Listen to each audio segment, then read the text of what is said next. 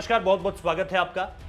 बिहार चुनाव समाप्त हुए, नतीजे आ गए। नतीजे आने के बाद बिहार को अगला मुख्यमंत्री भी मिल गया और इन सारी चीजों के बीच अब जो तस्वीर निकल कर आ रही है वो पर्सनल अटैक्स की निकल कर आ रही है। और ऐसी एक तस्वीर बीते दिन सामने निकल कर आई जब नीतीश कुमार और तेजस्वी यादव के बीच एक तरह से वन ऑन वन टसल देखने को मिला। यह टसल एक वक्त पे ऐसी स्थिति में भी पहुंचा जहां पर इसने जो एक कहते हैं कि भैया राजनीति में बातें कई सारी होती हैं, आरोप प्रत्यारोप कई सारे होते हैं, लेकिन भाषा की एक मर्यादा होनी चाहिए। ऐसा लगा जैसे उस मर्यादा की सीमा को भी लांघ दिया गया और आप किसी पर आरोप कब तक लगाएंगे और कब आप उस आरोप को लगाते लगाते एक लकीर जो है, महीन लकीर है बहुत, उसको पार कर जाएंगे और फिर वो चीज़ें बदतमीजी में या पर्सनल अटैक में बदल जाती है।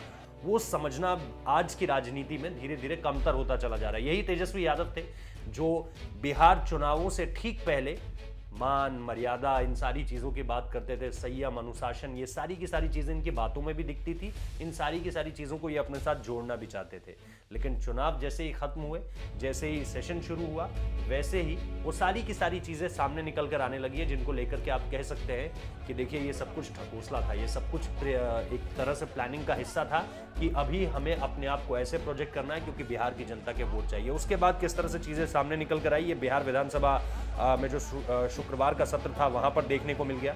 और आमतौर पर शांत रहने वाले मुख्यमंत्री नीतीश कुमार जब नेता प्रतिपक्ष तेजस्वी यादव पर उन्होंने गुस्सा जाहिर किया तो वहां मौजूद अधिकतर विधायक मतलब हैरान रह गए कि नीतीश कुमार का ये चेहरा तो कभी देखा ही नहीं था, इस तरह से बात करते हुए तो उन्हें कभी देखा ही नहीं गया था। और इसके बाद एक वक्त ऐसा भी आया जब आरोप प्रत्यारोप को लेकर सत्ता पक्ष और विपक्ष में हाथापाई तक जैसी नौबत आ गई थी। मतलब अब लग रहा था कि कहीं कोई उठकर जो है वो आकर एक दूसरे को पीटने वाला है, इस तरह से स्थिति लग रही थी। लेकिन फिर स्पीकर को जो है वो सदन की कार्यवाही को स्थगित करना पड़ा और उसके बाद ही जो है तनाव कम हो सका, वरना एक वक्त पे बिल्कुल one on one cold war चल रहा था। इधर से आरोप, उधर से प्रत्यारोप, इधर से आरोप, उधर से प्रत्यारोप। उसके बाद सीमाएं सारी की सारी लांघ ली गई पर्सनल अटैक के तौर पर और फिर उसके बाद हमने देखा कि एक स्थिति हाथापाई जैसी भी आने लगी थी। लेकिन फिर स्पीकर को जो है वो सेशन को एंड करना पड़ा।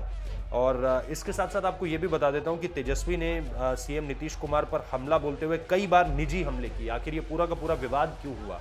तेजस्वी ने आरोप लगाते हुए कहा कि राजनीति में शुचिता की बात की जा रही है और ये नीतीश कुमार को शोभा नहीं देता। इसके बाद उन्होंने 2008-9, 2008-9 से 2020 तक कई ऐसे मसले गिनाए जिनको लेकर के वो पर्सनल अटैक करते रहे नीतीश कुमार पर। और नीतीश कुमार ने फिर आखिरकार उनका जो सब्र था वो जवाब दे, जो उनका सब्र का बांध था वो लगातार टूटता हुआ नजर आया। और फिर उन्होंने जब जवाब देना शुरू किया तो हर कोई विधानसभा में हैरत में पड़ गया कि नीतीश कुमार भी इस तरह से बात कर सकते हैं, इस तरह से जवाब दे सकते हैं।